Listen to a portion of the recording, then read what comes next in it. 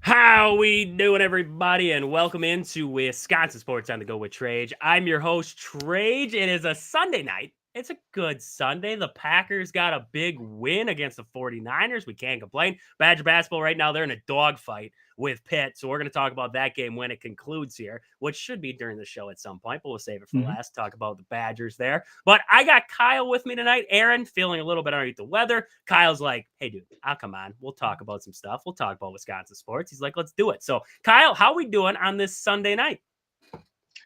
Yeah, man, I'm good. It's Sunday night, got Sunday night football, good way to kind of end a crazy day. Looking at this week, it was like it's going to be kind of a boring week, some bad games. It turned into a wildly entertaining day, and hopefully tonight's game adds to that. But yeah, I've had a lot of fun watching football today. Heck of games today, heck of games yesterday in college football. We've had some good college basketball games over the weekend. It has just been a good weekend for sports all the way around if you're not a Wisconsin Badger football fan, because right now we're going to save that one. We're going to talk about the Bucks first. Kyle wants to talk about the Bucks first, and then we'll talk about Badger football because we figured don't start it out on a terrible note. Let's start it out on a better note here. So let's talk about this Bucks team right away here because they've rattled off 4 straight now. Now, I'm not saying that these teams that they've been playing are, the Celtics or the Knicks or anybody like that, but rattled off some good wins here. Had the Pacers there, beat them 128-117. We see that Hornets game 126-119. They just lost the last time out to the Hornets, got a big win this time around. You wouldn't say it's a big win because it's the Hornets, but hey, get that monkey off the back if you are the Milwaukee Bucks. They've been playing better as of late. It's looked better. Giannis, Dame, you get some contributions from AJ Green. You got Bobby Portis playing well. Gary Trent finally found some nylon. I don't know what's been going on with him, but he finally found the rim there. So, Kyle, what have you – you've been keeping up with the Bucks a little bit there. What have you liked about this Bucks team as of late here versus what we saw early on this season? I look, the biggest thing is that they're getting wins. If you get wins, you kind of believe in the messenger a little bit more. I think with Doc Rivers, this is kind of what he's needed. Like you said, I don't care about the competition necessarily because in the NBA, it's tough to win night in and night out. Now, luckily, this is starting early enough in the season that you keep this up for another couple of weeks, you can completely forget how they started out, where they started out looking, really slow, looking a little disorganized at times. Rotations were all wonky and all this kind of stuff. Now, because they're putting together wins, now Doc Rivers kind of knows the formula. Giannis is a guy that will speak his mind. So the more wins that they put together, the more confident he can feel in this group around him. Grand scheme of things, I still don't know necessarily about the roster when it comes to teams like, the Celtics, or I know the Cavs are up there. Cavs are kind of in got to show me first, but they're playing really well right now. The Cavs and the Celtics both kind of do things that I guess if you're a Bucks fan, you could worry about because the Bucks still, I think, allow 3-point shooting a little bit too much, especially in 2024 where everybody loves shooting them. Now, Cleveland's not as good as Boston is at beating you from 3, but they have some guys who can't shoot from out there. So, as a Celtics fan, I still look at the Bucks as a team that will make it tough on you, but I still don't think that they're really that big of a hindrance to the Celtics kind of getting where they want to be. But it is good to see them actually playing well. Yeah. Because you don't want to be Philly right now. Philly struggling, gets guys back, still struggling, and it's almost like with Philly, it seems like that locker room is kind of teetering on breaking. With Milwaukee, I think you have guys there that know that have been there and done that, that this is a bit sustainable for them. But I still worry about them later on in the season when you have to rely on guys like Brooke Lopez who are getting up there in age. So for right now, get all the wins you can, you know, get them early because later in the season, you don't know. But Yep. I like the way that they're playing right now. And you stopped with the Pat Connaughton madness. You stopped with that. You just, I mean, yes, there's talk of a trade and everything like that, which could be a reason why he's not playing or Mm-hmm. anything like that at this point. But you just said enough's enough. You're not contributing as much as AJ Green can or what Andre Jackson Jr. can do for us right now. Done with it. Done with it. And that's a huge step forward because we've talked about Doc in the past and we've said this guy doesn't like using the young guys. He likes to keep Yeah. he likes to keep the vets out there. He doesn't like the young guys. This is a step forward for Doc. Maybe we're hoping he's kind of adapting to what the new NBA is. It's a little bit faster. You got to be able to play quick. These guys can do that for you. Even though Mm-hmm. Jackson Jr. isn't going to light up the score sheet for you, he's going to play solid defense. He's going to do what he's got to do against shooters, what you talked about, giving up too many threes. That's a guy who can defend out the perimeter. So that's a huge guy to have on the court a majority of the time when you need them. And so you love the trajectory that this team is heading in right now. And just great stuff. Great stuff all the way around from the Milwaukee Bucks. And I mean, it's led by Giannis. It's led by Dame. It seems like Mm-hmm. those guys are flowing better together, right? We've been waiting for the pick and roll. We've been waiting for those two to look like they're working together as a whole, right? And that's Mm-hmm. we're finally seeing out of these guys. And that can rub off on guys like Bobby or Gary Trent. They see their two stars. They're finally starting to flow. It's like, all right, here we go, boys. Here we go. We're feeling good about ourselves. I'm feeling good now. I'm feeling good. I like where the Bucks are at. I don't think that they're this perennial powerhouse. I don't know if they're going to be able to bang around with the Celtics yet on a consistent basis or anything like that. But I think they're in a good place. And in a good place because we did receive news. Chris Middleton, I know, hold your breath. He might be back in the next game or two. I don't know. Hold your breath on that one. Mm-hmm. I am when I see it, I'll believe it. I haven't seen it yet, so I can't believe it until I do. But they're talking a game or two. That makes you feel good. Mm-hmm. You get Middleton back from what the production has been from Taurean Prince. And I don't want to blame Taurean Prince completely because he's not a starter. You cannot have Taurean Prince he cannot be a main contributor because he's not. He can be a bench role guy. He can come Yes. off the bench and contribute in that way and knock down big shots. He's going to have games where he gives you 18, but there's going to be games where he struggles. And I know you're going to have struggle games from Chris Middleton or Dame or Giannis. I'm completely in on that. But Chris Middleton is more of a night in and night out scorer when he's healthy versus what Taurean Prince is going to give you. So if you do get Chris Middleton back here, starts to contribute like we think he can, I think it boosts this team because then Taurean Prince kind of shifts to that bench where I believe he belongs on that bench there. Not saying that he's not a good player, just saying I don't think he's a starter. And I think that gives this Bucks team another dynamic there. Maybe not on the defensive end, but on the offensive end, adds another scorer.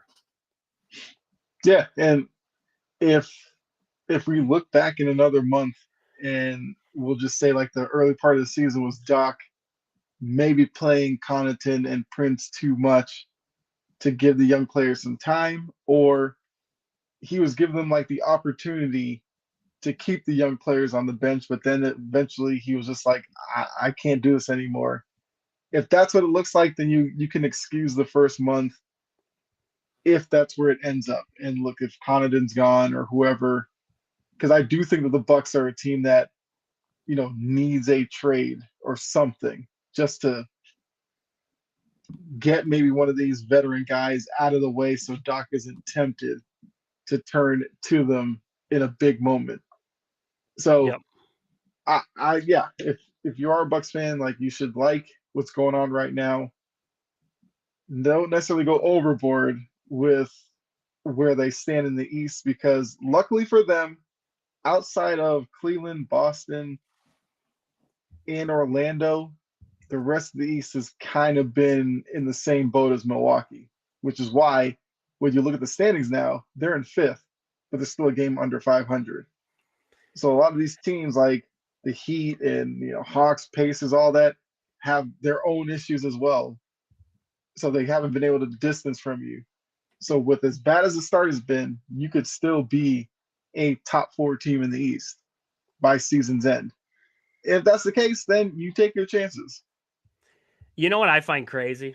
Everybody like we put a magnifying glass on the Bucks right now because it's Mhm. like, why are the Bucks struggling? You know, Giannis wants out and this and that. Who the heck is looking at the 76ers? Is anybody? Is anybody looking over at Joel Embiid and the boys over there and saying, they They stink? are a mess. They Yeah. are an absolute mess in But we don't Philadelphia. hear about it. It's like the big street. Everybody big is like, well, what's going on with the Bucks? Giannis is going to want out. He doesn't want to be here anymore. Why would anybody want Mhm. to stay with this team? This and that. And it's like, okay, let's talk about the 76ers for a second. Maybe let's stop, harping on just the Bucks here because the Sixers, they might be in a worse spot than the Bucks because we look at that, like you've been talking about the standings there. I mean, the 76ers, 3-12. Like, Yep. where is the righting of the ship with the 76ers right now? That is, I is there a way the 76ers find a is there a path? Is there a path for them to find their Mhm. way back into it or find some consistent play? Yes. But I don't know if they want to have that conversation yet. They need to trade Joel Embiid. He's A dragging the team distraction. down. Yeah, Maxi has shown he can play. And look, I did not know what to expect from Jared McCain as an NBA player. The guy's working. So Philadelphia, look, you're losing now anyway. What's the point of keeping Embiid around? I don't know who you could send him to, but if I'm Philly, if I'm a Sixers fan, I want this team to basically restart the process with Joel Embiid and his distraction out of the way. Because the longer he stays there, yeah, he may put up numbers, but I don't know how many years you can take making the playoffs just to lose in the second round, all while he's pushing for MVPs. Yep. Like there's no point to it. And he's had all these lower body injuries. He's not getting younger. The lower body injuries are just going to continue to be there. Like the brace on his left leg, that's probably going to be a mainstay for the rest of his career. Uh, yeah, I don't need it. I don't need it. Yeah, he might help you win 50 games a year.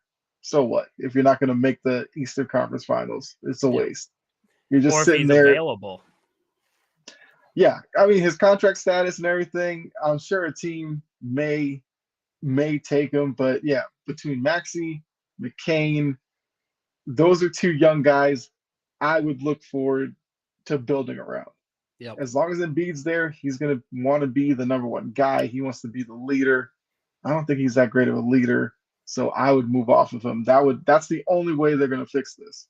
They're not going to Yeah. win with Joel Embiid. They're Yeah, not no, winning I a title with agree. him.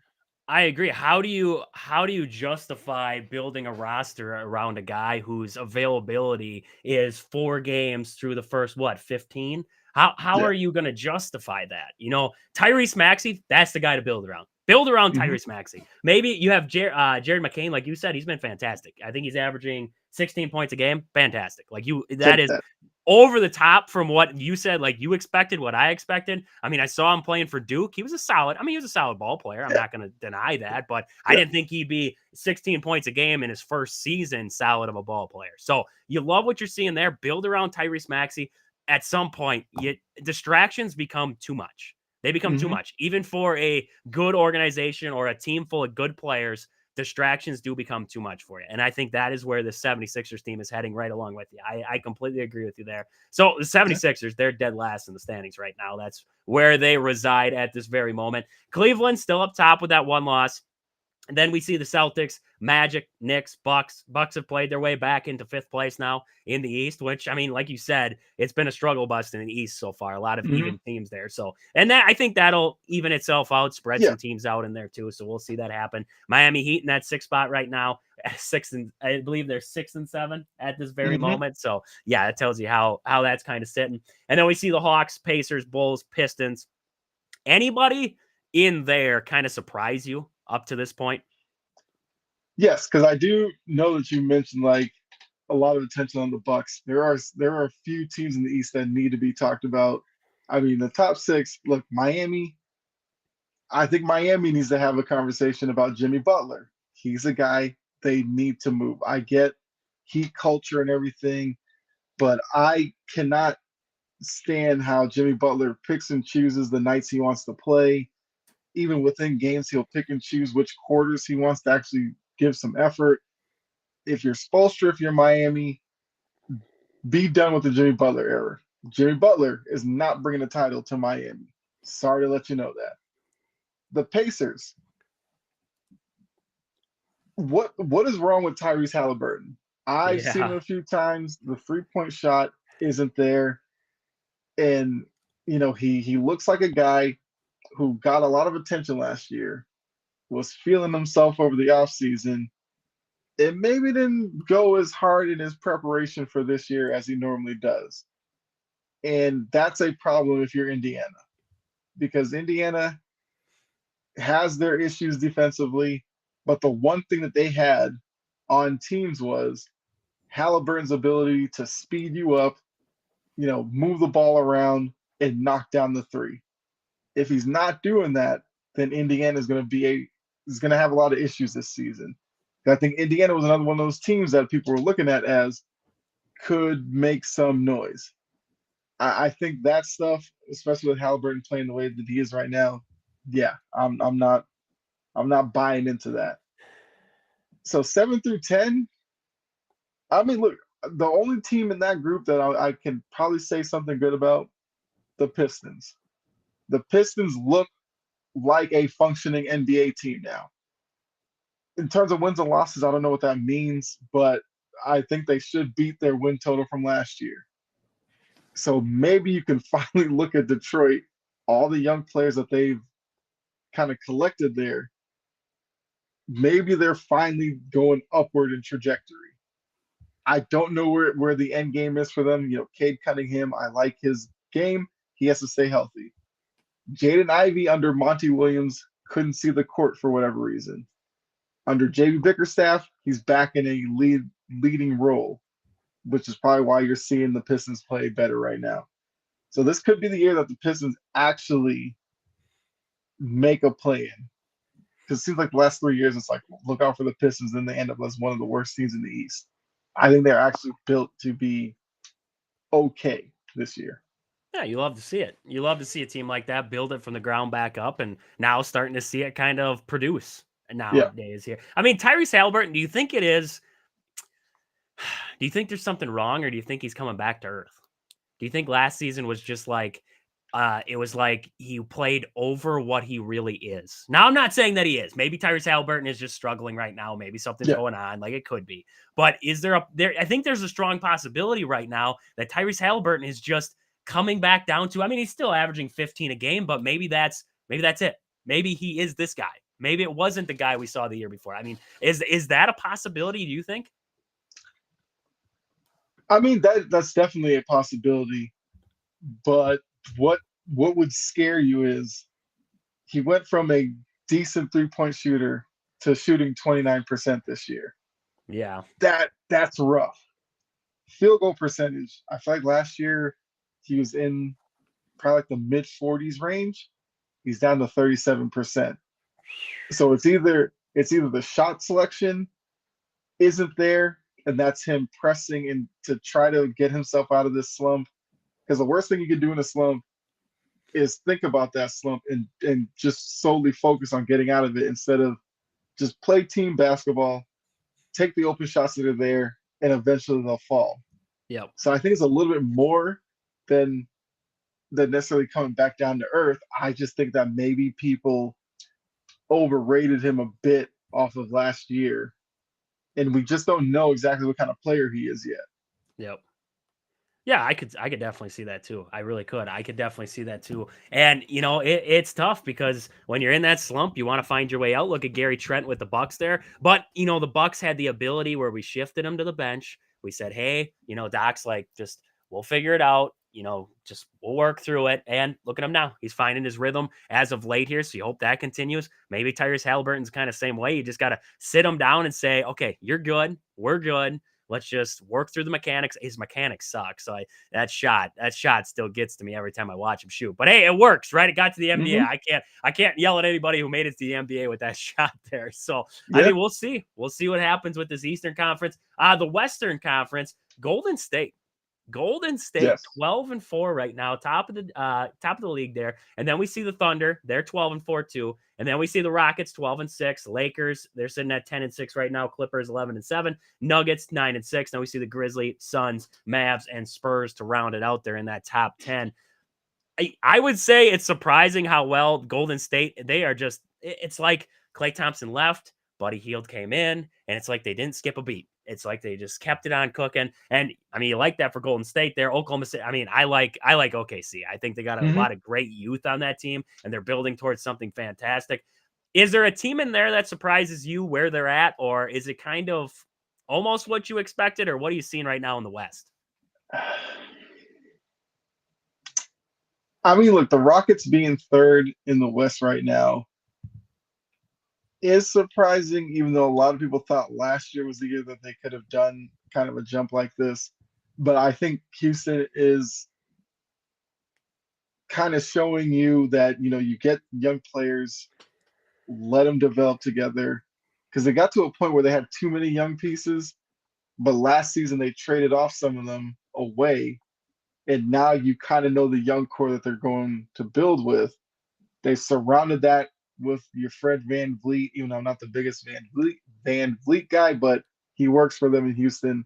You have Dylan Brooks, who towards the end with Memphis wanted to be the bad guy. They kind of struggled with being the bad guy. And now that he's in Houston, I think he's kind of under the radar, not in the spotlight, so he can kind of just do his thing.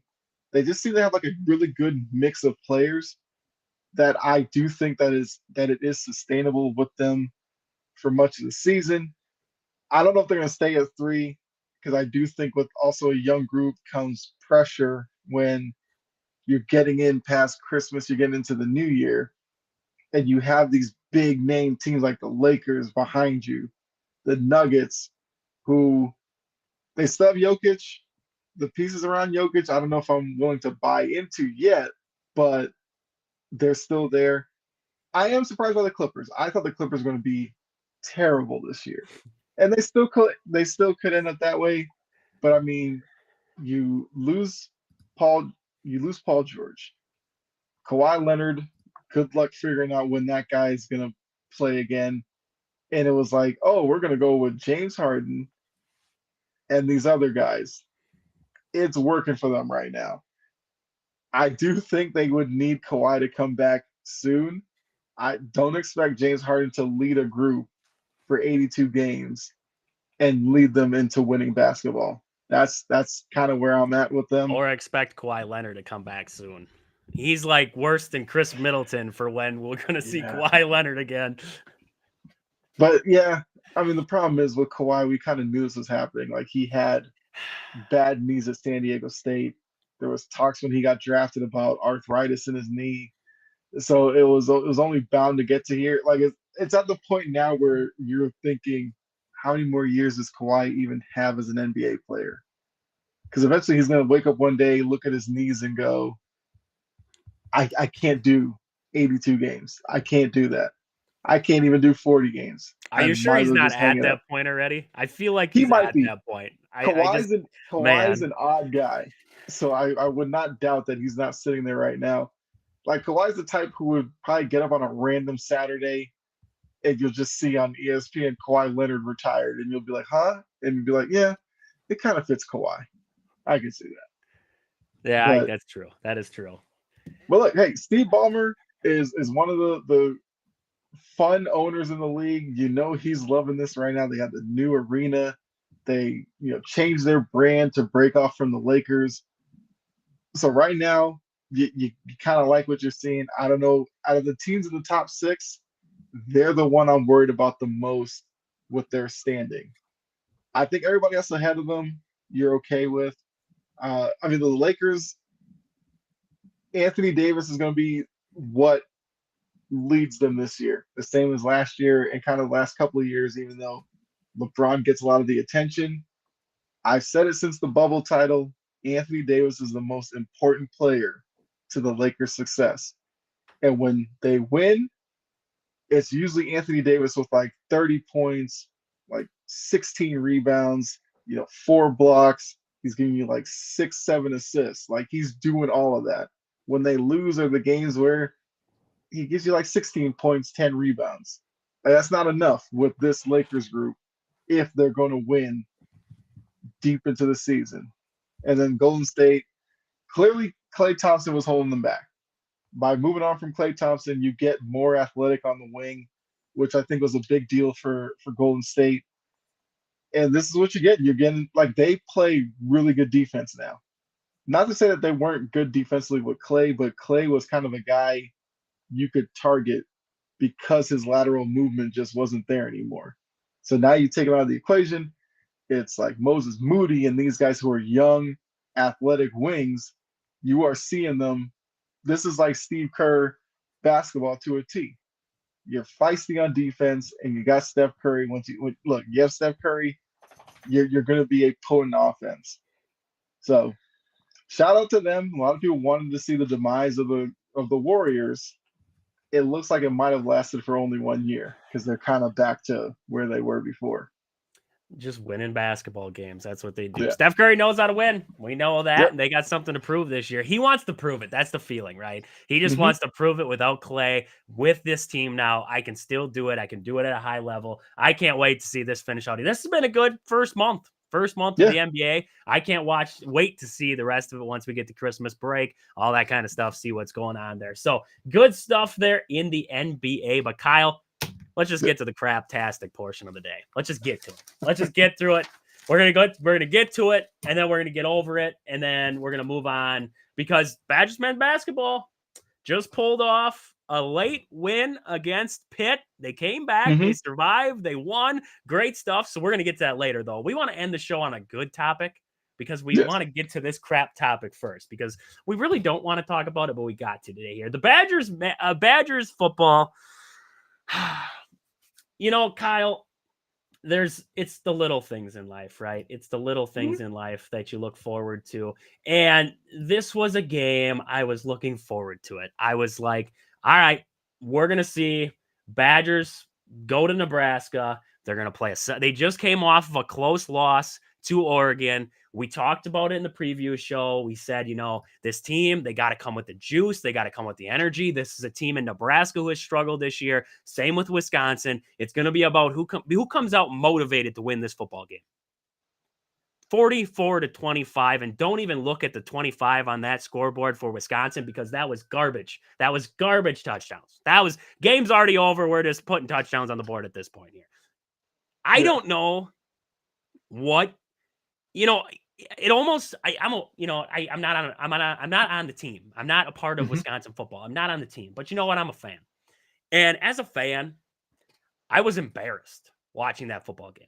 I was embarrassed. That was embarrassing to go to Nebraska and give up 44 points to a team who hasn't cussed over 25 points. I don't think they've cussed over. I want to look at them as a whole this season here. They scored 40 points against UTEP. Outside of that, they put up 28 points against Purdue. They lost 31-24 to Illinois. So let's just look at against Power 5 schools. They hadn't cussed over 30 points in a game. Purdue held them to 28. How? I mean, you go into this game off an Oregon game where you were feeling good about yourself, and you just played the most embarrassing, uninspiring, no drive, no pride, no fire. There was nothing. And that starts at the top, man. That's Luke Fickell. That is Fickell. You got to get the boys up for this game. I don't know if they quit on you, which it feels like they quit on you, but the most confusing part to the entire thing. So you play Penn State. And I thought the defense got up for that game. You ended up giving up 28 points in the end, but you were in it until the fourth quarter. Yeah, it was a close game. It was 14-13 going into the fourth or whatever it was. You were feeling good about yourself. It was a good game, right? And then next week out, you go to Iowa, you get your doors knocked in. And you played like this, uninspiring, craptastic football. And then you come back home and you play Oregon, who should have ran you out of the building. That shouldn't have even been a football game. You had a chance to win that football game multiple times, and you did not, which it happens. It happens. I mean, I'm not going to say it doesn't happen, but you held Oregon to 16 points, one of their lowest and worst offensive showings of the season. You held them to that. And the next week out, you go to Nebraska, and you look like this. You look like this craptastic. Dylan Raiola looks like he's the 5-star quarterback that he hasn't looked like all season long. He looks like it in this game. Yep. Johnson runs all over you for 113 yards. You look like absolute hot garbage in a game that you needed, in a game that you desperately needed, because guess what? Now, I know it's Paul Bunyan week now. I know it's for the Axe now. You got Minnesota, but that Mm-hmm. Minnesota team's decent. They're good. How do you bounce back after a demoralizing loss like this? How do you even get up for a game on a Friday with no student section because they're gone for Thanksgiving break? How do you get up for that game when you just got this craptastic showing? And you know what? The offense actually looked decent. The offense wasn't the problem. Your defense looked like absolute garbage. And, you know, we can sit here and we can blame Tressel for the scheme, and we can blame the lack of talent, and we can blame this and we can blame that. There was no drive. There was no fire. There was a lack of focus. There was no consistency. This defense looked like crap. And we can blame it on, okay, Hunter Wooler was out. Okay, Hunter Wooler Mm-hmm. was out. Okay, Jake Chaney went out early. One of your better linebackers. He's out. Okay. So why does your defense look like they don't care? Why does it look like that? Why do they look like they don't care? This is a Luke Fickell problem now, because we just saw, and there is one good part of Badger football, I guess, for the day. Carter Smith, the 4-star recruit, did commit to Wisconsin. So, you know what? You have a great recruit coming in. You have a good recruiting class. I think they have, I believe, I'd have to look, but I think it's the 17th ranked recruiting class in the nation now for next season. You have a great recruiting class coming in. Luke Fickell's problem is not recruiting. It's getting the Mm-hmm. boys up. It's getting them ready to rock. Because, yes, you may not have the talent. You may never have the talent of Ohio State. You may never have the talent of Penn State. You may never have the talent of Oregon. You may never get to that point because they can pay guys. Look at Michigan. They just paid, I believe that contract for Bryce Underwood's probably going to be $10 million. So you look at them. They're paying guys to come in. You might not get Mm-hmm. to that threshold, but you can still get the boys up to play. They can still look like they have a fire. Because when you look at that Oregon game, you give me a good quarterback for Oregon, against Oregon in that game, you might win. You give me a good quarterback against Penn State, there's a chance you might win that game. You might put Penn State's back against the wall. You had laps of quarterback play in those games. But now we look at these games, the Iowa, the Nebraska. Yes, the offense did suck against Iowa. And, you know, this game here, I'm not going to say the offense was over the top fantastic, but they didn't lose you this football game. They did not lose you this football game. You Mm-hmm. got manhandled in the trenches. You got manhandled all over the place because you came out flat. And that starts with Luke Fickell, and that works its way down. Kyle, I mean, you're not a Badger fan. You're a Boston College fan. I'm sorry for taking Halfley away from you out there. I feel bad. I feel bad. He's doing good, though. We're taking care of him Yeah. in Green Bay. Yeah. He's doing good with Green Bay. But, I mean, Kyle, you see this game. You're like, it has to be. It has to start at the top, and it has to work down. It has to start at Luke Fickell, and it has to come down to the guys. If he lost the locker room, what do you do then? If you lost the locker room, I mean, how can you trust a guy if he lost the locker room? Yeah, that's very true. And it's like when you look at Wisconsin and Nebraska, you kind of look at them very similar. You know, they middle of, well, at least this season, middle of the pack of the Big Ten. You know, both teams trying to kind of find their way. So you figure like this game is going to be ultra competitive. Two teams looking to get to that sixth win to become bowl eligible. But Nebraska clearly just wanted it more. You know, you get through the first quarter, it's 14-7 with the lead, and the second quarter is like where it started to slip away. Wisconsin gets the field goal early in the second quarter, 14-10. You're just like, okay, we're hanging in there. We're sticking with them. Then after that, it's like Nebraska just takes over. The next drive, Wisconsin misses the field goal, and now it's almost like at that point, heads probably dropped. They're like, "Oh, here we go. We're just not made for this."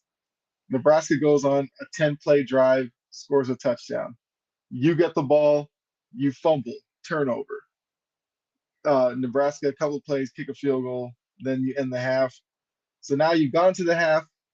Momentum's already slid away from you with the fumble and then them ending on the field goal. So you get into the third quarter. What do? 3 and out right away. So now that's like, okay, so we went to the locker room.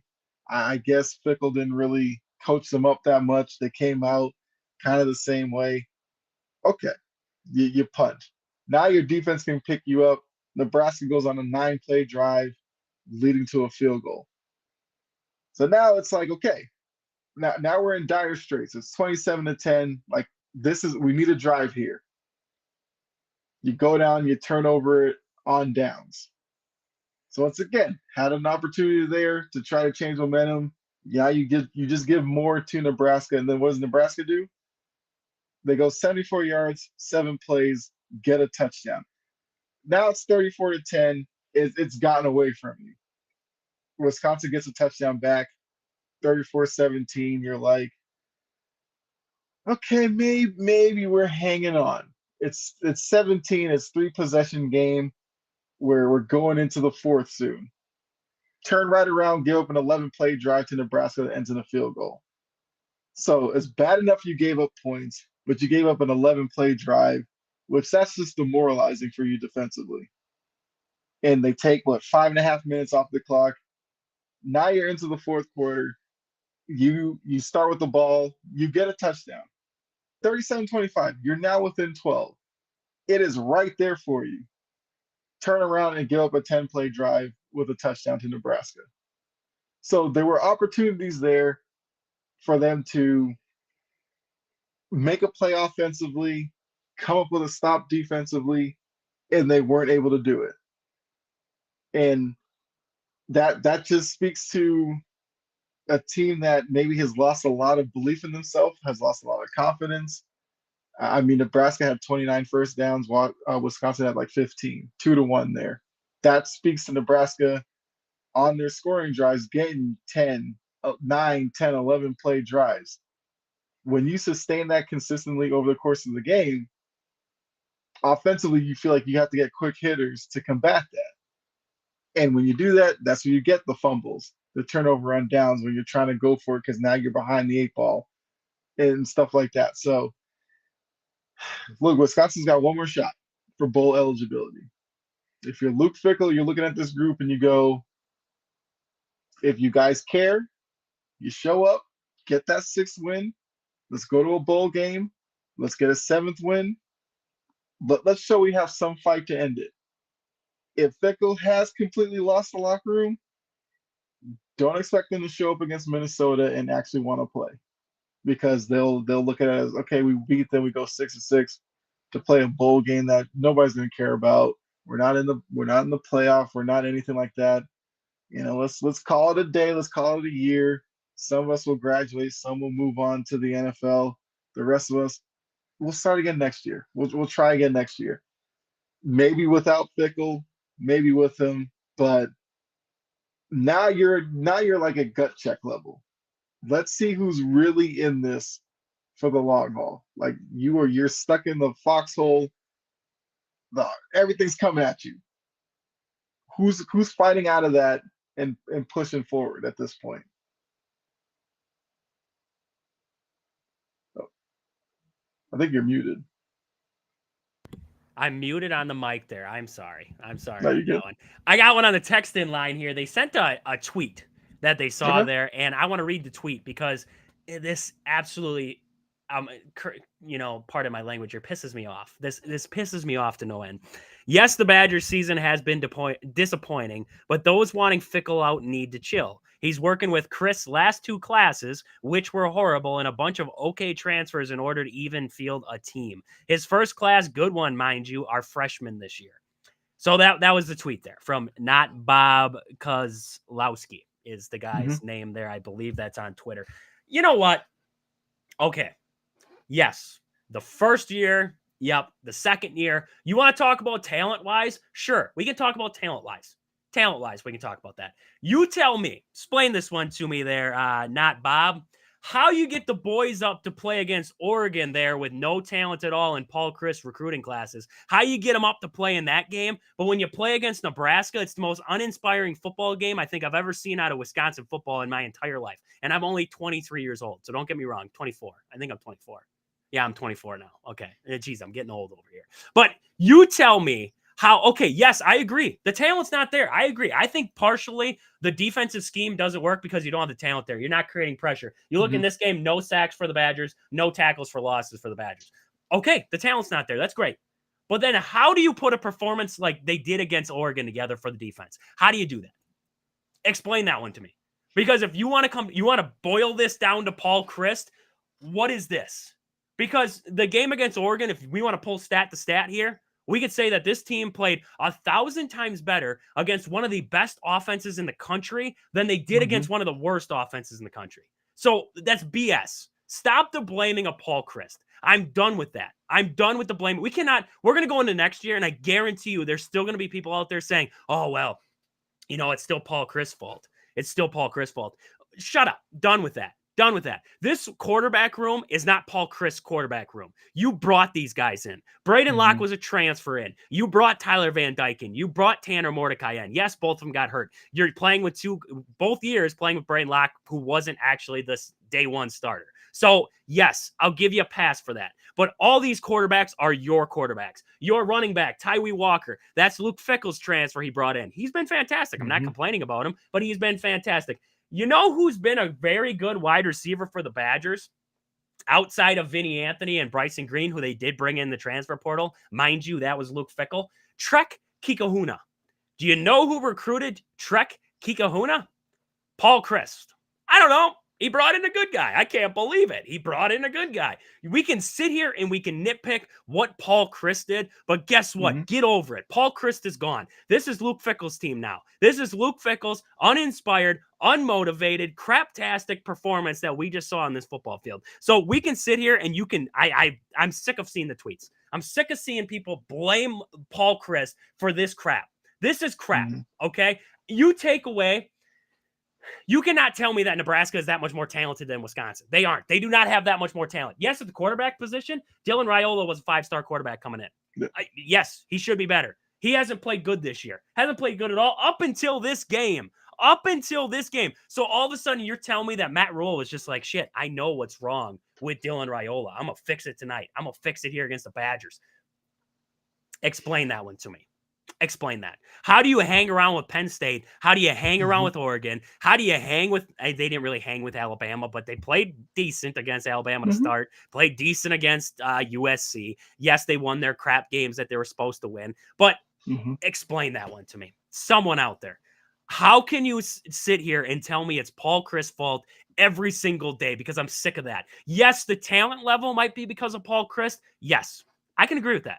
I can agree with you. The talent levels because of Paul Chryst. The uninspired, I don't want to say pathetic because I hate using the word pathetic, but just lack of everything that involves the mental side of the game, they lacked in this game. They lacked against Nebraska. So we can sit here and we can blame Paul Chryst. And if you wanna go and keep blaming Paul Chryst, you do you. But I think that's the stupidest thing I've heard. That's the stupidest thing I've heard. You want to blame talent level, recruiting, everything like that on Paul Chryst from his last tenure or his last year? I'm all in. I'm all in because his last recruiting class was not great. I will agree with that. But you cannot blame the performance, the lack of showing up to the game on Paul Chryst.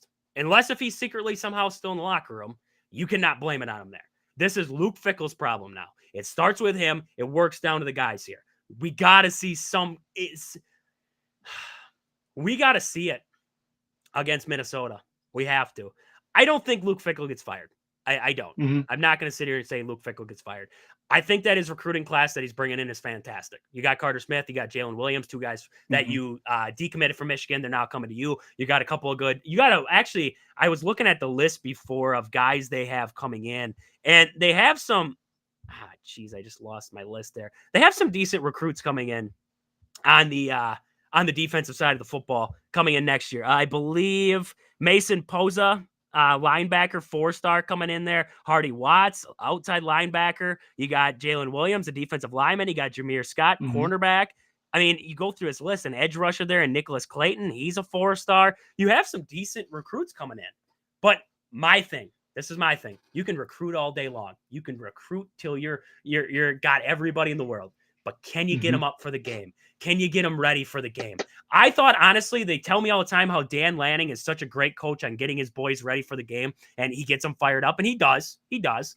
But on that night in Camp Randall, I thought Luke Fickell got his guys up more than Dan Lanning did because they played 16-13 ball against one of the best teams in the country, could be the national champion when it's all said and done.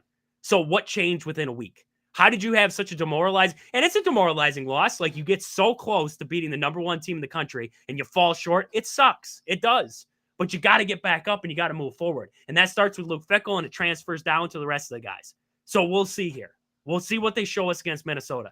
I think, honestly, this next offensive coordinator hire, if it was me, I am hiring, I'm spending a boatload of money. And I'm bringing in the best guy I can bring in. The best guy. No matter what he costs, I'm bringing him in. Simply because I want somebody in the system that if we do decide that Luke Fickell can't get his boys up and get him ready to go, maybe he transfers into the head coaching spot. We don't lose everybody off the offense and off the defense. Maybe they stick around there. But you got it. This next offensive coordinator hire for Luke Fickell will be for his job. It will be for his job. Because next season, the Badgers' schedule is daunting. I believe they play Indiana. They have Ohio State. I believe they have Alabama's on that list yet. I think I saw Oregon. I can't remember who all was on that list. But you have a very tough schedule next season. And it's going to be tough. It's really going to be tough. But what irritates me the most, it's not that they lost. It is not that they lost. It's the way that they lost. It was an uninspired defense. It just looked like crap. What can fix that? And it starts at the top, and it's got to work its way down. And, I mean, Kyle, I'm not firing Luke Fickell, but we got to see better here in this next game. They got to win this next game. They really do. Like, this game for the Paul Bunyan's Axe means more than just winning the Paul Bunyan's Axe and beating Minnesota. Yeah, no, I agree, because what you would hate to have happen is, Paul Chryst kids are there and maybe they're not buying into Luke Fickell, and now it's like a battle of Luke Fickell's guys versus Paul Chryst guys. Like, Luke Fickell has to be able to kind of merge the two and get the best out of the group. I agree with you. He's probably not going to go, because I think in college, if you don't give a coach like at least one full recruiting class, like, you're kind of doing yourself a disservice. I mean, it's going to be tough to not listen to the outside noise to do it. But yeah, I agree with you. Minnesota is going to show a lot. It's going to show, if the team's completely bought in, if they're bought out, if they're just going through the motions and just want to get the season over with. Like, Luke Fickell's got a lot on his plate for this last game of the season. Yeah, because like you said, it is puzzling that you lose to two teams that you're kind of in the same area with. If I told you, looking at the Big Ten, Iowa, Nebraska, Wisconsin, you'd probably be like, three similar teams, and you got blown out by those two. And yeah, the Oregon game, I guess if you're looking at the games around it, the Oregon game was clearly Oregon not taking them seriously and almost losing it. Because I agree with you. I can't understand how you go from blowout to Iowa, in Iowa, to coming home, facing Oregon, and playing Oregon as tough as anybody, which you would think would have some momentum going into Nebraska, but then no, you fall back down and get blown out. How do you do that in a 3-week span? Like, that's wild. So Fickell's gonna have to look at his coaching staff and decide where the upgrades are needed, and just go ahead and do that, and try to fix it for next season. Like I said, the schedule next season isn't great, but that's fine. Like, I'm sure you would probably agree, and this is kind of coming from like the BC fan mentality. I know BC's not going to win an ACC. Can they upset somebody? Can they make it tough on top-tier teams in the ACC? If they can do that, I can live with their record. Yep. But if Wisconsin's going to come back next year and look completely out of place against Ohio States and stuff like that, then struggle with like the mid-tier Big Ten, lose a bunch of those games, maybe win a couple, then yeah, you got a problem there. Yep. So Yep. yeah, so if they change the coordinators, yeah, that usually means the head coach is next. Yeah, no, I agree. You're not even tier 2 right now in the Big Ten. Yeah. That's the biggest problem. Like, you think about it, Oregon, Ohio State, those are your two juggernauts. Penn State's right there, they're around in that area. Indiana's played well this year. But then this season, it's like the Badgers are, who are they better than? I mean, I can't solidly say, like, I've seen UCLA beat some teams. I can't solidly say that the Badgers would beat UCLA at this point. Maybe Michigan State. They're better than Purdue. There you go. They're better than Purdue. Purdue would lose. They Right. lost to Wisconsin. Like, I'll give them that one. They're better than Purdue. They beat Rutgers. Okay, so they're better than 3 teams. Outside of that, it's like the Iowa game, the Nebraska game. Those are program check games. Where are we Yeah. at? Right? Where are we at right now? Both those games you got completely manhandled. Where are you at? You played close with Penn State. You played close with Oregon. You get your teeth knocked in against Nebraska. You get completely kiboshed by Iowa. Where are you? What's the spectrum? Yeah. Where are you even on the spectrum? It fluctuates week to week. Like, it's just, it is so, it's rough. It's rough right now. And I mean, we're going to talk more about the Badgers as the week goes on. It's going to be a quick turnaround. Friday already, they're going to be taking on Minnesota for the Paul Bunyan Zags. So we'll see what happens there. It's a quick turnaround for a Badgers team that is reeling right now. And is there a light? I don't know. There might be one of those swaying lights on a boat. You got the old boat on the sea there, and it's got that swaying light. Like, that might be what's going on in the Badgers right now. They might have that in the locker room, and that's about it at this point here. So the best news of the day was Carter Smith is committed to the Badgers now. Just got to get him inked up and get him into a Badgers uniform. And maybe, just maybe, we start trending in the right direction there. Or maybe Mabry takes over. I don't know. We'll see what happens here moving forward. But first, we got Minnesota in a program.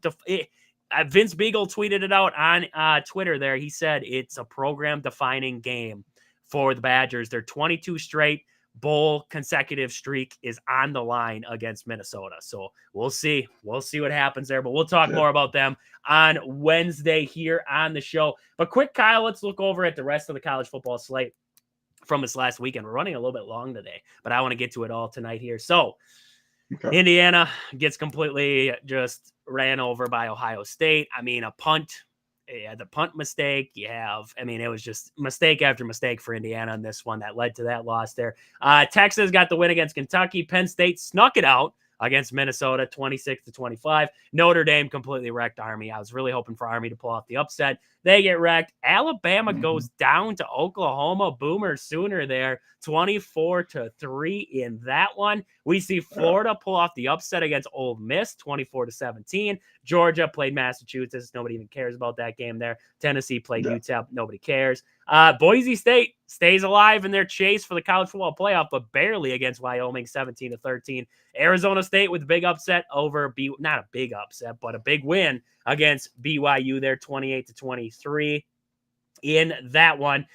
Auburn wins in 4 overtimes against Texas A&M. That's almost putting the nail in the coffin for them, Texas A&M Aggies in that one. Kansas knocks Shedeur Sanders and Dion out of the race for the college football playoff, 37-21 in that one. Let's see. Any other big upsets or anything? Nothing really there. Kyle, which game stuck out to you? What was your game that you're like, or games that you were like, wow? I just feel like if you're the committee, this was a brutal weekend for you because you're gonna have to try to justify. Well, I thought there were 3 losses, but you got a 2-loss Georgia team that thankfully has made the SEC title game. But now you're dealing with a 3-loss Alabama team. You're dealing with an Ole Miss team that now has 3 losses and seemingly are sliding.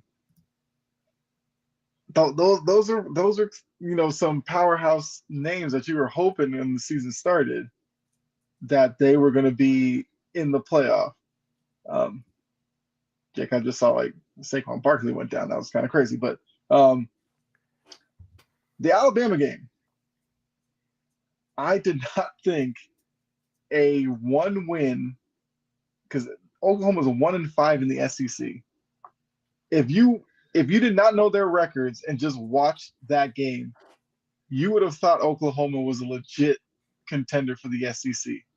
They had their way with Alabama, and Alabama looked absolutely confused against them.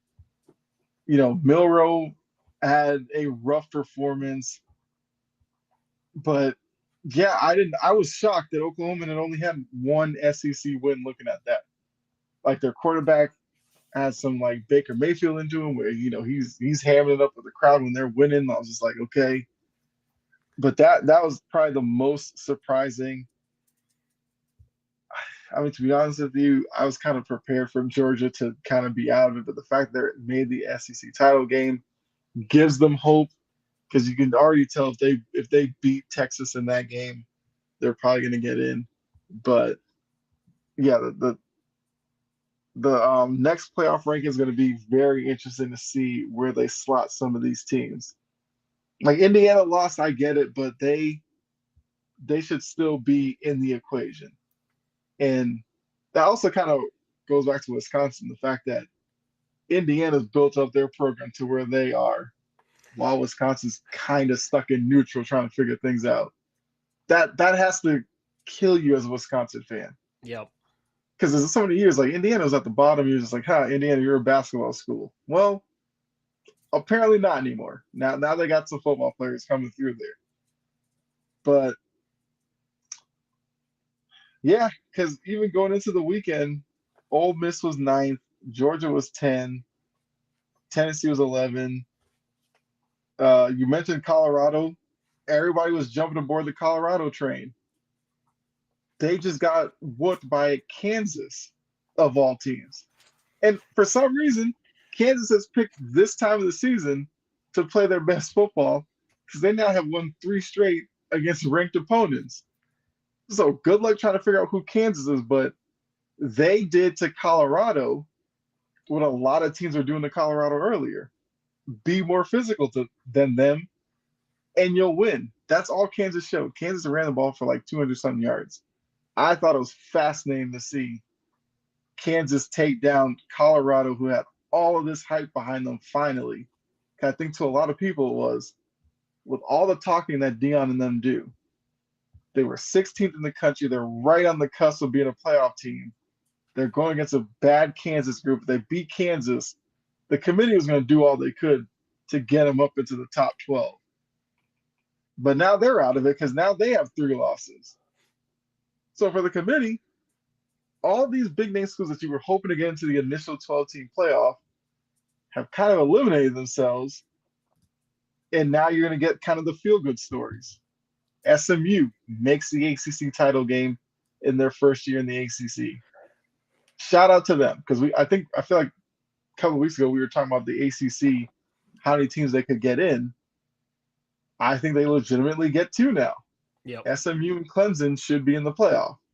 So that's now another one of these conferences loses out on a spot because of that. So it was a fun day if you like chaos like I do. I love it. I do. Yeah. It's gonna make the committee show their hand. What are you gonna do? Yes. Are you gonna cater to these big teams? Are you gonna let Alabama get in? Are you gonna let Ole Miss get in? No, you can't. You can't because then 3 years down the road, say, for Pete's sake, Wisconsin's got 3 losses and they're sitting there, and it's like, well, how do you not let Wisconsin in then? Oh, well, strength of schedule this, strength of schedule that. Look at Alabama's losses. Look at their losses. How can you say that Alabama is solidly a better team than what Indiana is? Indiana has 1 loss. Yes, their schedule has been easier. I will agree. Their schedule has been easier than Alabama's. But we cannot sit here and set this precedent that, the SEC is so good, top to bottom, that even when you lose to a bottom feeder, you're still, that didn't do nothing to you. That didn't hurt you at all. I mean, wow. It's just so stupid. So stupid sometimes when I'm thinking about it. But hey, we love the chaos. I can't wait for the selection show to see what kind of madness they draw up there and what the rankings are going into next week. Because like you said, it could be wild. And if Indiana drops out and they drop to 12 or something, absolute injustice if they do. I'd be pissed. Yeah. I'd be pissed. Yeah, they didn't. They played Ohio State, and Ohio State had their way with them. I'll agree with that all day long. Yeah. But Indiana's a good football team. That is a good football team. They're not a great football team. Ohio State's a great football team. Indiana's a good football team. You cannot knock them for losing to a great football team. That just seems just terrible. My hope is Ohio State loses to Michigan. Because then Indiana has a path into the Big Ten championship game against Oregon. And if they can play in that game and if they, for Pete's sake, win that game, it just shuts everybody up. It just shuts everybody up after that. So, I mean, that'd be okay with me. That'd be an okay end for me there. But great stuff there in the college football world. Kyle, before we get to the Packers, let's get to the fact of the day. What do we got for a fact of the day on today, November 24th? I mean, it was an interesting day. I will say that. A lot of odd things have happened over the course of history on November 24th. I mean, some are a little dark. Like, John Wilkes Booth was killed on this day. And we all know what he's famous for. But I didn't want to go with that one. How about this? 1982, Cal Ripken was named Rookie of the Year. And I mean, Cal Ripken was a guy that, every time he played Baltimore and that lineup card was there, Cal Ripken was in there somewhere. And with this day and age of guys missing games left and right, Cal Ripken was a breath of fresh air. He had a great career. So for November 24th, Cal Ripken being associated with it, you can't go wrong with that.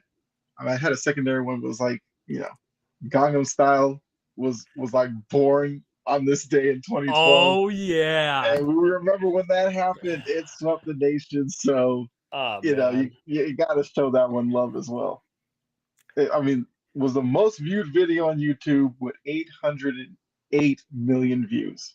808 Crazy. Is wild. That is wild. Holy crap. I mean, hey, you went from John Wilkes Booth getting shot or, murked off to Cal Ripken winning Rookie of the Year. So that's great. I mean, that was a heck of a turn of events there. I like that. But a great fact of the day right there. Did not know that Cal Ripken Jr.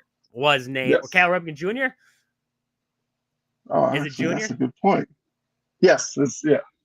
Cal Ripken Jr. was named Rookie of the Year on this day in November of, when was that? November 24th, 1982, you said? Yes. Actually, isn't that his dad then?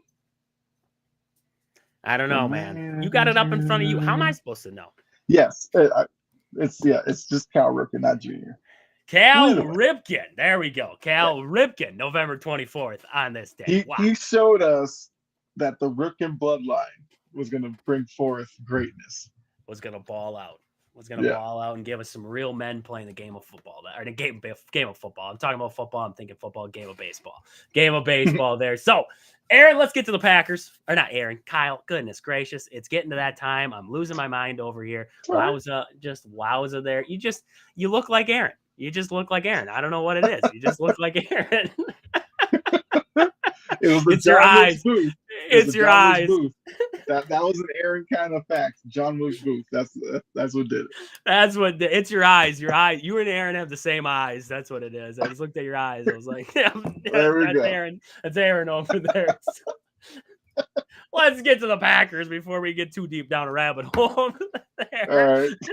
There we go. So the Packers get a big win, 38-10 in this one against the 49ers. And I mean, you did what you had to do, right? You're playing against a banged up team in the 49ers with Allen starting there, and you're missing a lot of pieces. Nick Bosa was out. They're just missing pieces left and right. And you did what you had to do, but you played well along the way too. And that's what you love to see. Something that the Packers have struggled mightily with, red zone efficiency, right? Their red zone offense has been terrible. In this one, they were 5 for 5. 5 for 5 in the red zone. I haven't been able to say that in a very long time with this Packers team. So you love to see that. Jordan Love takes care of the football in this game here. No turnovers for the Packers to speak of. No turnovers, right? So we're talking about a couple of great, and only 5 penalties. We're talking about all 3 things: turnovers, penalties, red zone efficiency. All 3 things that have killed the Packers throughout this season. Impressive in this game. So those hats off there. Josh Jacobs continues to be a workhorse. 26 carries, 108 yards, 3 touchdowns. He's a dog. Like, there's nothing else we can say about him. Mm-hmm. The wide receiving core does its work in this one. We see Romeo Doubs lead the team with 54 yards. Kraft with a touchdown there in 26. We see a couple other guys. Heath had a touchdown late in this one. Just an all-around solid performance from the offense in this game for the Packers. Yeah, absolutely. And I know, look, you mentioned the Niners were beat up or whatever. That's fine. Like, you play the games that you have to. It's all about your execution. So there's not much you can really get mad about what you saw from Green Bay. I feel like Green Bay's kind of entered that territory where they know they're a good team. They just want the playoffs to get here. So they're winning games. You know, they're establishing Jacobs as a formidable force in the run game, which is something that's going to be a factor later in the season in January and all that, because you'll play in some environments where maybe Jordan Love can't get a great grip on the football, but you have that guy behind you in Jacobs that you can hand it off to, and he can produce for you. So I feel like the Packers season is building to December 5th when they go to Detroit to face the Lions. That's where we're at. You know, they have the Dolphins next week. The Dolphins will pose some challenges with their speed with Waddle and Hill, but I fully expect Green Bay to get that one. But even if they don't, that game against Detroit in Detroit will tell you a lot about this team, whether they can get up for a physical group in Detroit and fight back, and if they can steal that one. Because they faced early off in the season, it wasn't a terrible showing.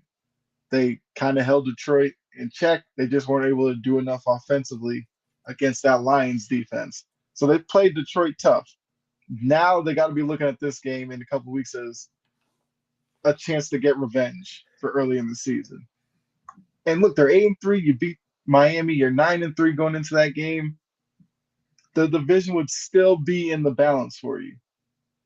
So keep stringing together the performances. So next week against Miami, have another game where Jordan Love doesn't turn the ball over. You're spraying the ball out to different guys in the wide receiver group. You know, defensively, you lock in and just play. Just have a business-like approach.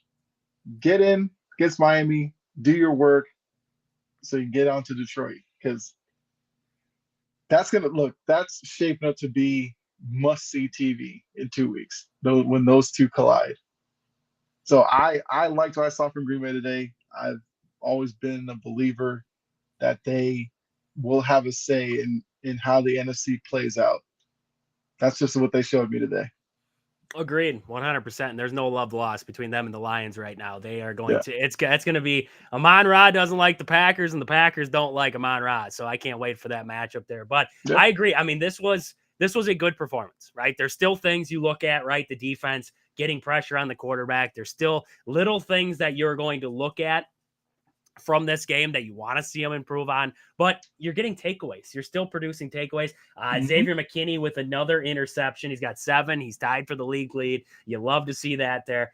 Corey Ballantyne did decent in returns there. I believe he had 21 yards in returns on this game. Not great, not terrible, right? Just as an average day at the office for him there. Brandon McManus continues to be the guy in that kicking spot for you. So just, I mean, a game where the Packers knew they should have it. We knew they should have it. And they went out there. They took care of business. They were firing at will at times in this one. Jordan Love was impressive, 13 for 23.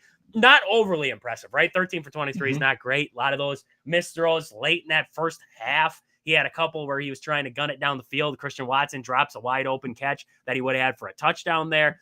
That sucks, right? We remember back to his first ever attempt that he had with Green Bay against the Vikings where he dropped that pass from Aaron Rodgers. Now we see one here. Hopefully that was just that, and we move on from that, right? We don't want to see this transpire forward here. But all in all, just a great win for the Green Bay Packers there. I was just seeing if I could see any more team stats here that were kind of interesting. 6 for 13 on third down. Not bad. You want to clean it up a little bit there. 6 for 13 is not Hmm. terrible though. You'll live with that on the game there. 1 for 2 on fourth down there. Packers though defensively held the 49ers to 3 for 10 on third down and 0 for 2 on fourth down. So getting stops when they had to Yep. in this game here. Average 4.9 yards per play. You'll live with that. I mean, that's pretty darn good right there. Nothing else really interesting in I stats. like I Control like time of the time. possession. Yes, I was about to say time possession shows that look, with a lot of these teams, if you control the ball and you produce points with each of your drives, that just puts more pressure on these other quarterbacks to try to answer and take full advantage of the possessions that they get. Because the more time you take, the less that they get and the less opportunities that they will have. And if Green Bay can be an efficient offense, that's going to pose a lot of trouble for opponents down the stretch here. So yeah, that number stuck out to me. You get 36, almost 37 minutes with the ball, you're going to win some games, especially when you throw in the no interceptions and all that. Because some games, you can have a lot of time possession, but the drives end with bad play. If they keep this formula, yeah, they will be a team that'll be there deep into January.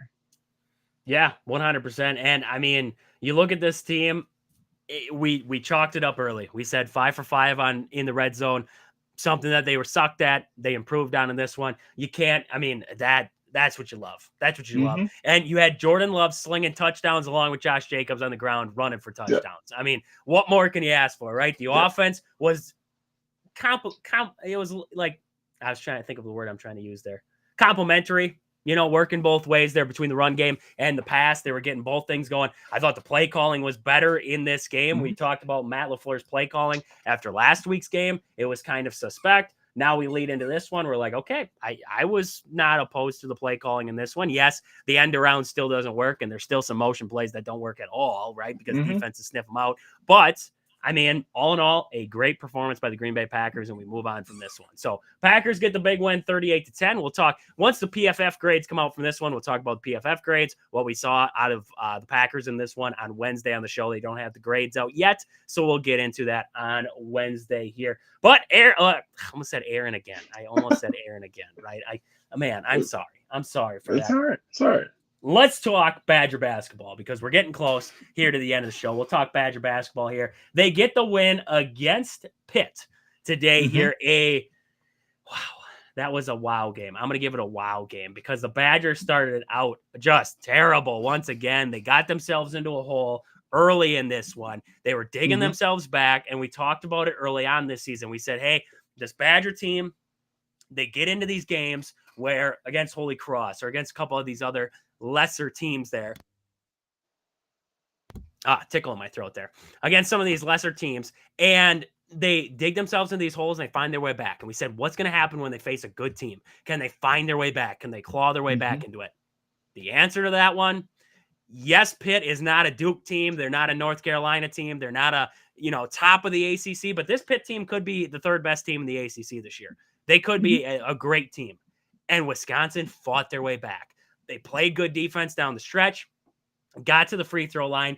John Tonje took over again, 33 points. This guy's fantastic. I don't know if there's going to be at some point an award for best transfer portal ad of the year, but John Tonje is right on that list because this guy has been unreal for the Badgers. Didn't have his best shooting performance, 11 for 19, but 10 for 10 at the free throw line. Got down and dirty when he had to in this game here. And that's what you need. In a gritty game like this where you're trying to battle against a good opponent, you got to be able to get to the rim. You got to be able to draw fouls. That's what John Tonje did tonight for the Badgers there. I mean, Kyle, looking at the stats, you seen any stats that kind of stick out to you from this Badger-Pitt matchup? I mean, yeah, like I did, catch. I paid, good attention to the latter part of the game because, like you said, they started off slow and they go into the second half, outscore Pitt 54-41 in the second half, which is obviously a big deal.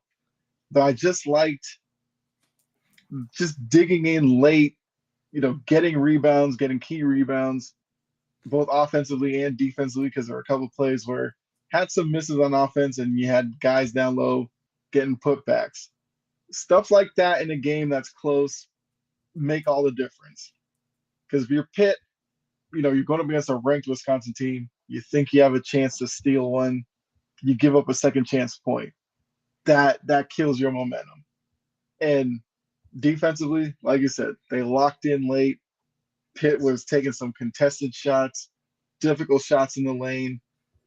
When they got into the lane, you had like two Wisconsin guys right there, walling them off, forcing them to take off shots.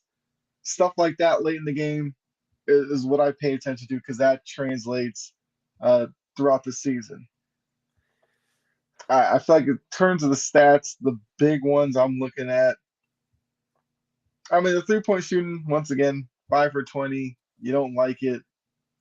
But I feel like you took 20. I think that's an okay number. You'd like to see them make more, but I don't think that's too egregious. It's not like they were like, 8 for 45 or something like that. Yeah. 5 for 20, fine. That's kind of where we are with today's game. You win the rebound battle. Like I said, that's late in the game. A big defensive rebound, a key offensive rebound is how you win games like this. Like I said, Pitt's not Duke, but Pitt has always been a program that's very scrappy, very physical. So you beat a team like that, that is still an accomplishment. Yep. The steals, you win that 3-1. Fast break, you win that 11-6. Doesn't overwhelm you, but just every little area, it just shows that it was two teams that were evenly matched, but Wisconsin wins in every one of the big categories: rebounding, assists, steals, less turnovers, and the fast break points. That's how you win close games late. Yep. No, and you hinted at it with that 3-point, the 5 for 20, right? It's ugly. It's not a good number, right? But I think the most impressive part to me was this Wisconsin team has kind of lived and died at 3-point line at times throughout these games. They've just been firing them up, and that's okay, right? You're going to shoot 23s, you make 5, you live with it. The way that they adjusted in game to say to themselves, essentially, we're not there. 3-pointers are not falling tonight. Let's go to the rim. Let's get to the rack. Let's get to the free throw line, right? Because a big stat, 18 for 22 at the free throw line compared to 10 for 13 from Pitt. 8 points. That's your difference, right? I mean, your difference is 6, but your difference in the game, 8 points at that free throw line. Adjusting in game to changing how you want to play the game. The Badgers would have loved to knock down threes in this one. They'd have loved to have been in a shootout. That'd been okay with them if they're knocking out shots. They weren't. They adjusted, found ways to get to the rim, make things happen, get Pitt into foul trouble, get Pitt, chasing, everything like that. Pitt was fast. I mean, they're an athletic team. They like to get after you. They gave the Badgers trouble early. They were not able to settle into the game at all. And that was a huge boost, was John Tonje getting downhill, getting to the free throw line, knocking down those free throws when he had his opportunities in this one here. And I mean, we talked about it, seems like every game in and out, but Kamari McGee off that bench for you, 28 minutes off the bench, 10 points. He had 2 threes in this one though, but 2 threes in crucial spots to give the Badgers leads or get them back into it. That's what, it's not that they weren't hitting big threes. Well, I shouldn't say that. They weren't hitting threes. They hit big threes in this one. Threes to kind of get them back into it. Nolan Winter had one early in the second half to kind of help them get back into this game. And then we see Max Klesmit hit one late. We saw John Tonje hit one in that second half. The Badgers finding ways to knock down those big shots in big moments, to lead this comeback, get back into it, control the lead. That's what, good teams are going to do. They're going to do that. They're going to, if they have a game like this where they struggle, I mean, this was a struggle game for Wisconsin. They did not look overly impressive. 48% from the field, 25% from downtown there, 81% from the line. Not great, not a great performance, but you did it when it mattered. You found ways to stick around, hang around in this one, find your opening, and take care of business. You love to see that. You won I believe they won the rebounding battle too. So, I mean, you win the rebounding battle. Yeah. That was big time. That was big time in this one. You alluded to it there too. Fast break points was big in this one, not letting Pitt get out and do what they want to do in fast break, and the Badgers doing what they want to do in those fast break moments there. John Blackwell in this game struggled a little bit, 5 for 11 from the field in this one. Max Klesmit 1 for 7. if you can go through performances like this where two of your best players are supposed to be, your best players have performances where they struggle a little bit. If you can get through games like that and pull off wins, imagine what you can do when they're rolling, right? When John Blackwell and John Tonje are both cooking together, or Max Klesman's along with them for the ride there. Just imagine what this team can be when everybody's feeling it on a night, because you're going to have nights like this where a couple guys are feeling it, right? We see, Steven Crowl gives 8, Nolan Winter with 11 in this one, 14 for Blackwell, 33 for John Tonje. You're going to have moments like that where guys are kind of not feeling it tonight. But then you're going to have games like Arizona where guys are on and multiple guys are feeling it that night. Those are the games that's like, that's a pretty great team. These are the games where you're like, that's a darn good team. That is a darn good team that's going to give teams problems because they can find ways to win basketball games when some of their leading scorers, some of their best players are struggling on those nights. So I think this was a big win. I really do. I think this was a big win for the Badgers to move forward here. I believe, when do they play next now? They don't play again until the 30th. So that'll be after Thanksgiving there. They'll have Chicago State, and then they have Michigan, and then they have Marquette. So a couple of big games there after Chicago State. So they get a little bit of rest here after the Greenbrier, and then they get to move back into it. And, I mean, I'm impressed right now from what I've seen out of this Wisconsin Badger team so far up until this point, up until the break that they're going to have for Thanksgiving here. So good stuff there out of the Badgers. We'll talk more about the Badgers as the week goes on, whatever the heck happens inside the walls of Madison there. We'll talk about the Badgers here later on this week. But Kyle, we're getting towards the end. What else do we got? Do we got anything else? Anything pressing? Is there anything else going on? Daniel Jones. What do you think? What do you think about Daniel Jones and that Giants situation? It was needed. The two parties needed to just separate. Like, let Daniel Jones go try to fix his career somewhere. You, as the Giants, can now be rid of the questions about why'd you pay him? Why are you still playing him? Are you going to draft somebody? Now we kind of know. We know he's not in New York anymore. We know that they'll be in the quarterback market for the draft. Start over. Just rip the Band-Aid off. And Daniel Jones, if you think New York did you wrong, now you're a free agent, basically, and you can now pick where you want to go. That's a situation that's for you. Like, it's just like that for me. Like, both teams needed it. They both got it. They both got what they needed. Now what do they do from here? Do we see Daniel Jones signing anywhere worth noting? I might have to say no, because anywhere he goes, he's not going to be a starter. So if he's not going to be a starter, then I don't think it's really noteworthy anyway. But if he lands with like Shanahan in San Francisco or McVay with the Rams, I might be a little interested. Outside of that, not really. No, I agree. He's kind of lost, and it's done. It's done with him. We're just gonna done with him there. But hey, let's look at the rest of this NFL slate from what we've seen so far here from the weekend. I mean, there was a lot of good games. Surprising games. The Bears go to overtime with the Vikings, and they lose by 3 on a walk-off field goal. What do you think about that matchup there? What did you like? Do you think the Vikings are kind of coming back down to earth after that start that they had? I mean, I still think the Vikings are a good team. I don't know if they're like a great team that will come out of the NFC or anything like that. I think for Sam Darnold, it's been a revelation for him to show that he can play the quarterback position and win. I thought it was a tough win against the Bears team that has shown new life with Waldron gone. So I mean, despite the Bears record, I think it was a good win for Minnesota. But I think the questions are just going to linger about Sam Darnold, whether or not he's the right guy. Until he actually does it, I think everybody's just going to question if he's the guy that can win in January with this group that's going to have a good record, will have a high seeding in the playoffs. Because I guarantee you, whoever they face in their first game, the Vikings will probably be on upset alert because a lot of pundits aren't going to believe in them in January. So that's just going to be there until Sam Darnold wins in the playoffs with this group. I would agree. I would have to agree there. I mean, you snuck out a win against the Jaguars. You snuck out a win against the Titans. Bears had you on the ropes at one point. Yep. I mean, it's going to be interesting. I mean, I don't think the Vikings I think the Vikings are right there with the Packers. They're kind of in that tier 2, right behind the Lions at this point.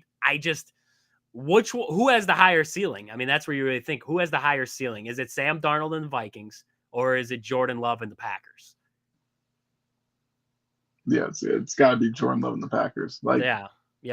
No, I agree. So, I mean, that's kind of where you're like, okay, where are they going to get to versus what we've seen so far? That's what I think we're paying attention to there. So, Bears, I mean, got that onside kick. Finally, somebody recovered an onside kick, get that field goal, send it to overtime, and then the Vikings end up walking it off there. So, Bears played tough. Bears they're starting to figure things out, I guess. They're starting to look a little bit better. Eberflus should still be fired. Yeah, Eberflus should still be fired, and I think that would give even more optimism for the Bears there. Lions get the win against the Colts, not blowout fashion by any means, but a good win, 24-6 in that one. Dolphins beat your Patriots, 34-15 there. I mean, the Patriots didn't play bad. It's just, they're not there yet. Mm-hmm. Yeah, that's been the whole season for me. They win games fine. I'm just looking for development. Drake May has shown that he can make throws. He makes good reads. Now it's getting him better wide receivers or getting him a better line. Now you can start targeting guys to fill in certain spots there. I mean, for Miami, like they did this a lot last year when Tua was healthy, so it's like ho-hum with them. But you want to see them as the weather starts to get colder, because that's where they started to fall apart last year. Do they do the same thing this year? Yep. No, agree 100% there. We'll see. I mean, they got a shot yet. They got a shot at the playoffs yet. So we'll see what the Dolphins do here. They got the Packers coming up next. So, I mean, bad start for them, but we'll see what happens. I mean, maybe, just maybe they come into the cold weather and show us something. I don't know. Maybe, just maybe. We have the Buccaneers over the Giants, 30-7. Tommy DeVito is not the answer for the Giants. We figured that one out in that game.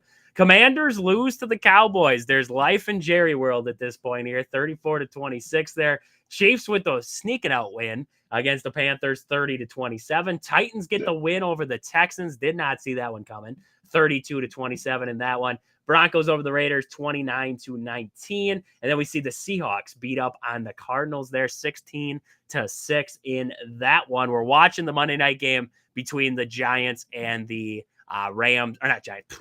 I'm just airbrain tonight. The Eagles are It's getting late. Eagles and the Rams. I was just talking about the Giants. I'm losing it. We got the Eagles and the Rams. Eagles up right now, 13-7. But I mean, do you think Kevin Hart? I just saw him on the screen there. Do you think he has to shop in like the kids section for jerseys? I saw he had a jersey on there for the Eagles. Do you think it's a kids section jersey?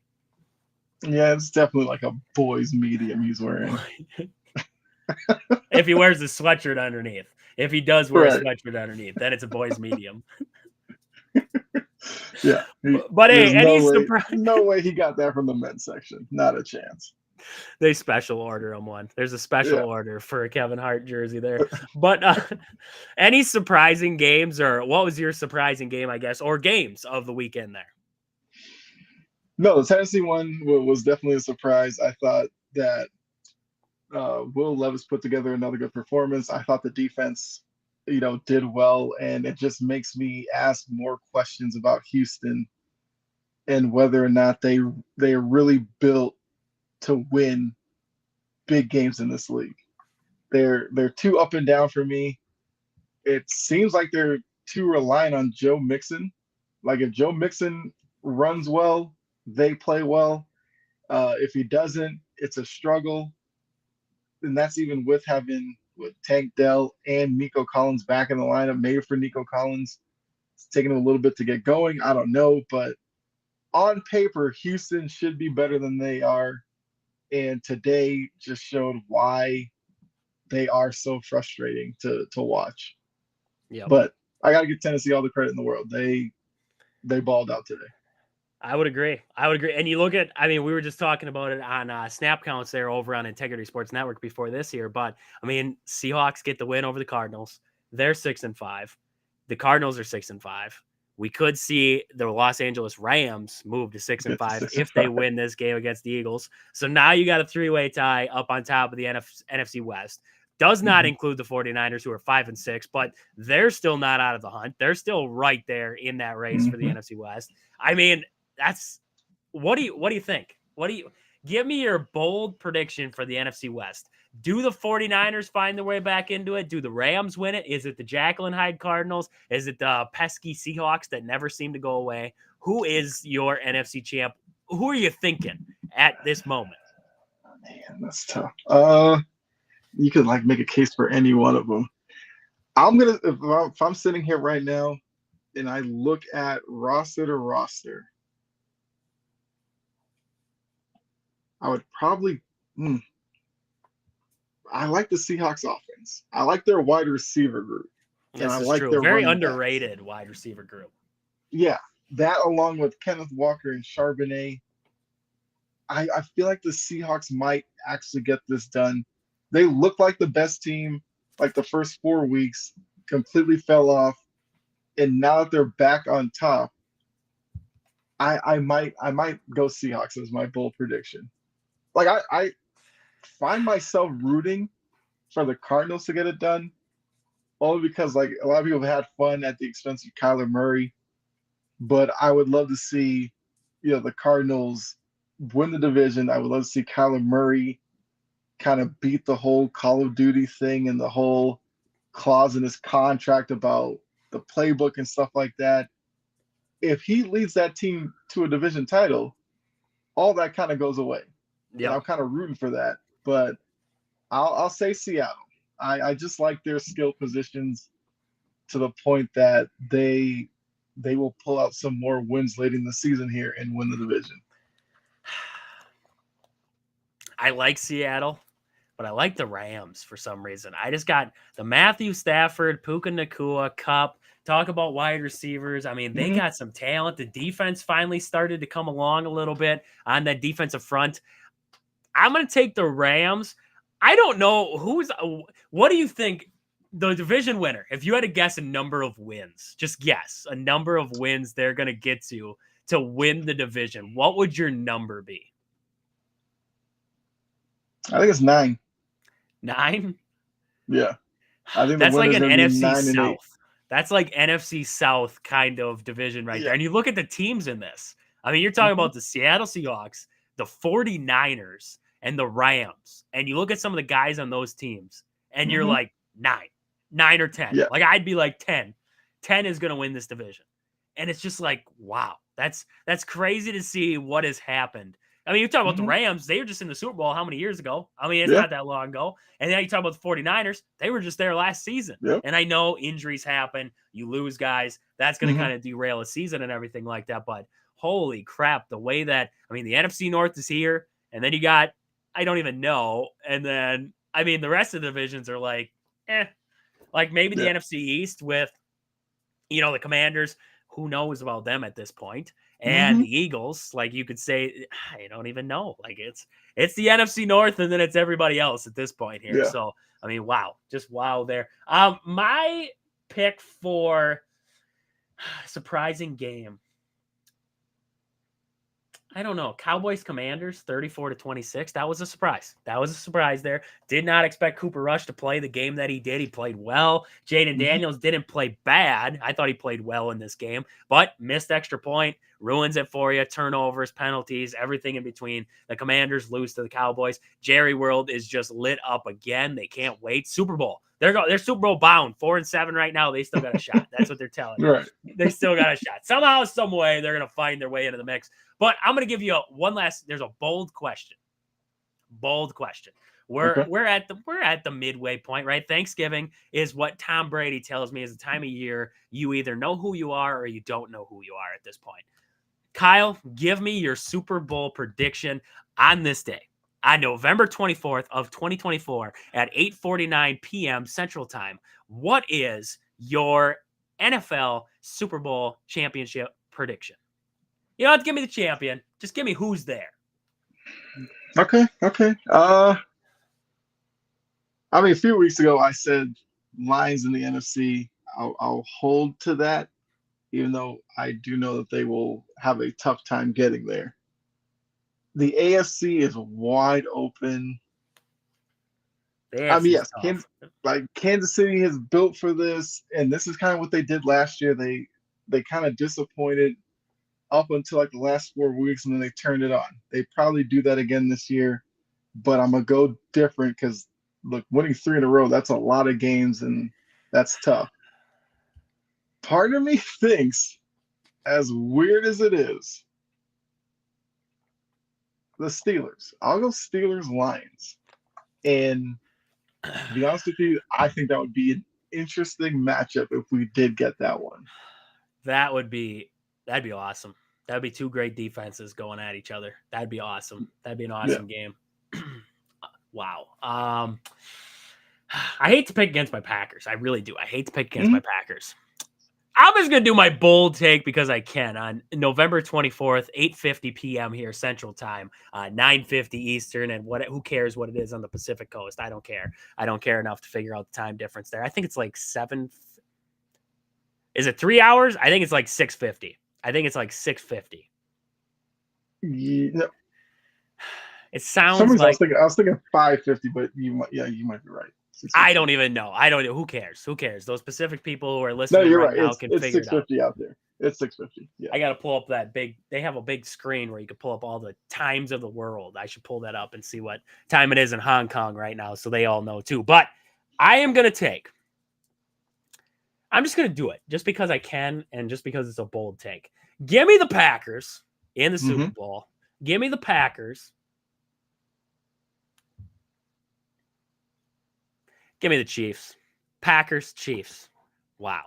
Okay. Packers, Chiefs. Mahomes, Love. Yeah. Just give it. Just do it. We'll book it. We'll book it. Let's take that one. I like that. one.